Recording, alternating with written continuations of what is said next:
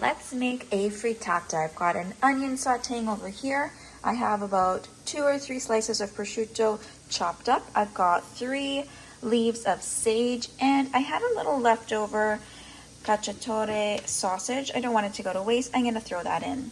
In the bowl, we've got 5 whole eggs, whisked up with a little salt, pepper, and about 1/4 cup of Parmesan cheese. Next, we're gonna add in our prosciutto, and then the sage I'm gonna add in just at the end before we pop this into the oven to finish cooking. We are going to add in our eggs, and then we will pop this into a preheated oven. Oven's still preheating. We're gonna get that oven to 350 degrees. I'm gonna add in the sage into the preheated oven just until the tops are set. And the frittata has set.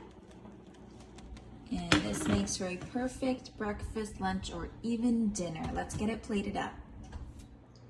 Today I'm going to be enjoying this frittata as my breakfast. I got my latte and I've served it with some arugula on the side.